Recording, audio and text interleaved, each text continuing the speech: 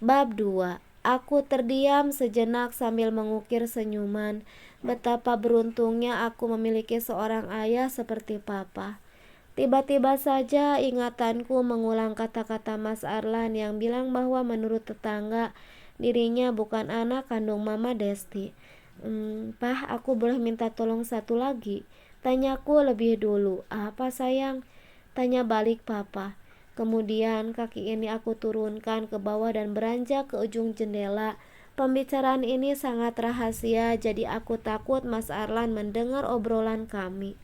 Aku berdiri beberapa di saat depan jendela persis, menyandar dan berdiri dengan santai.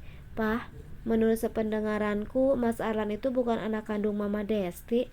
Bisakah Papa cari tahu tentang hal ini? Aku tuh memang merasa perbedaan antara Mas Gary dan Mas Arlan. Mama bedain banget.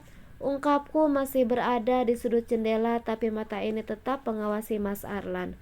Kok bisa gitu? Coba nanti Papa cari tahu melalui Om Farhan selaku bosnya Gary, jawab Papa.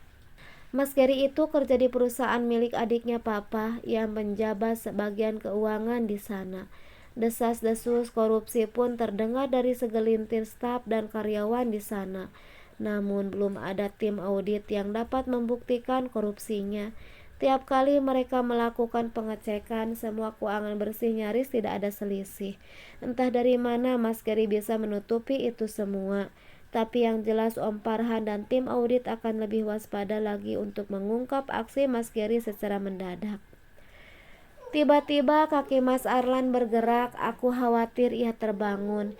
Jadi dengan cepat aku usap tombol merah pada ponsel untuk menutup telepon. Papa yang sudah terbiasa dengan sikapku ini pasti paham. Benar saja tangan kanannya mulai mengusap mata karena tangan kiri meraba ke sebelah tidak ada aku di kasur sana. Perlahan matanya menatapku yang berada di sudut jendela. Aku berpura-pura menghadap ke arah luar seraya menatap pekarangan depan. Kamu belum tidur sayang? Tanya Mas Arlan.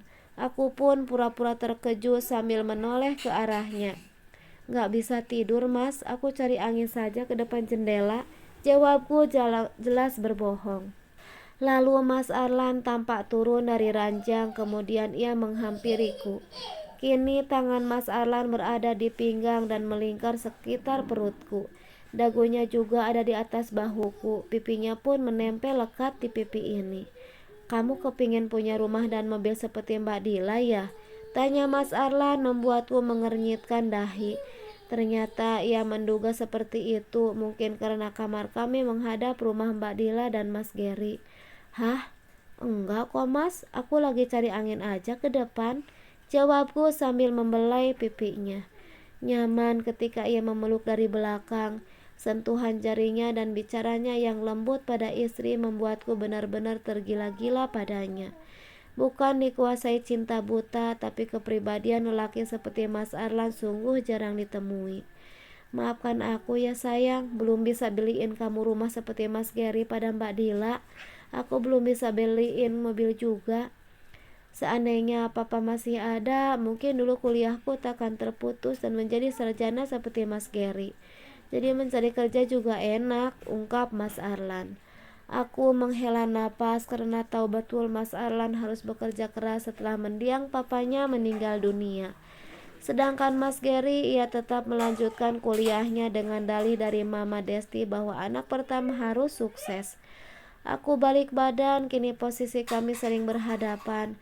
Jarak antara aku dan Mas Arlan hanya 1 jengkal saja. Mas, tidak ada yang membuatku bahagia selain kasih sayangmu ini. Terima kasih ya. Aku yakin suatu saat kamu akan menjadi orang sukses melebihi Mas Gary, ungkapku padanya. Pandangannya yang sejuk membuat dadaku selalu bergetar saat berhadapan dengannya. Aku yang terima kasih padamu karena sudah mengerti keadaan suamimu ini, timpal Mas Arlan sambil merapikan rambutku yang sedikit berantakan. Setelah itu aku dan Mas Arlan kembali ke ranjang. Kami berdua memejamkan mata supaya pagi hari lebih fresh.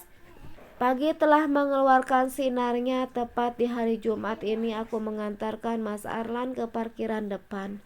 Sudah ada motor Honda Beat kesayangan Mas Arlan terparkir. Kemudian di seberang rumah ada Mas Gary yang sudah memanaskan mobilnya dan segera berangkat. Sekalipun mereka adik kakak, tak pernah Mas Arlan diajak bareng saat berangkat kerja. Padahal kantor Mas Arlan pasti dilintasi oleh Mas Gary. Aku duluan ya, sapa Mas Gary sambil menyalakan klakson mobilnya. Tangannya pun melambai seraya berpamitan. Aku dan Mas Arlan hanya mengangguk seraya menjawab sapaannya. Sementara Mbak Dila yang menutup garasi rumahnya lalu berhenti di penghujung pintu garasi. Kalian tadi disapa Mas Gary jawab iya kek. Ini cuma manggut doang. Bilang hati-hati gitu kan enak dengarnya. Kalian tuh kenapa sih iri sama kami?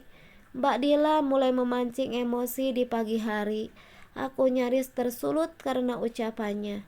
Namun tangan Mas Arlan yang menyurutkannya. Akhirnya aku menghela napas untuk meredam amarah. Sudah, kamu masuk ya, aku berangkat dulu, ucap Mas Arlan sambil menyalakan mesin motornya. Kemudian aku pun masuk, tak menghiraukan kicauan Mbak Dila yang tidak jelas di depan garasi. Aku masuk ke dalam, sudah ada Mama Desti yang merapikan sisa-sisa sarapan kami. Aku pun segera membantunya. Telat, sudah hampir beres baru bantuin. Dasar menantu aneh kamu, cetus Mama Desti. Maaf mah, tadi hanya nganter Mas Arlan ke depan. Jawabku mengalah. Kamu tuh gak seperti Dila, dia keluarganya jelas. Kalau kamu tuh gak jelas, jangan-jangan nih yang uang Arlan habis untuk transfer keluargamu. Tukas Mama Desti membuatku terbelalak. Mana ada seperti itu. Yang ada uang gaji Mas Arlan 10 juta rupiah itu karena papaku yang berikan gaji sebesar itu. Mah, keluargaku tidak seperti itu, jawabku singkat. Alah, kalau bukan untuk keluargamu, lalu uangnya Arlan kemana, hah? Sentak Mama sambil membanting piring ke meja seraya marah. Kemudian Mama Desti pergi meninggalkanku di dapur. Sedikit kesal mendengarnya, namun aku hanya menelan ludah dan berusaha bersabar sambil menunggu waktunya tiba. Tepat pukul 11 siang, Hesti bangun dari tidurnya. Anak gadis yang akan dipersunting sebulan lagi itu baru saja bangun. Kemudian, Mbak Dila datang dan berhenti saat melewati aku yang sedang menonton televisi di ruang keluarga. Loh, udah beres masak nih. Kok enak-enakan duduk uncang-uncang kaki?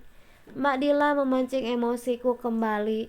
Pendingin suasana hati tidak ada di sampingku. Tentu amarah ini akan sulit kuredam jika mendengarkan dia bicara. Akhirnya aku putuskan bangkit dari duduk. Lalu hendak ke kamar tanpa menjawab sindiran pedas darinya. Namun jarinya begitu cepat menarik rambutku yang terurai. Sakit mbak, lirihku. Makanya kalau ditanya tuh jawab, jangan malah pergi, ketusnya sambil melepaskan jamakan rambut. Tapi aku jadi terjatuh ke lantai. Begitu juga dengan ponsel genggam yang kubawa, jatuh tepat di kakinya. Ponsel itu berdering di saat yang bersamaan jatuhnya ke hadapan kaki Mbak Dila. Ia yang berada lebih dekat pun menyorot layar ponselku yang bercahaya karena panggilan masuk. Om Farhan. Kok aku tidak asing dengan namanya ya? Foto profil WhatsApp-nya juga seperti aku kenal. Celetuk Mbak Dila yang melihat panggilan masuk dari Om Farhan. Atasan Mas Gary. Sial, dia sadar lagi foto yang dipakai Om Farhan sebagai profil. Gawat ini kalau dia tahu lebih dulu, gumamku di dalam hati.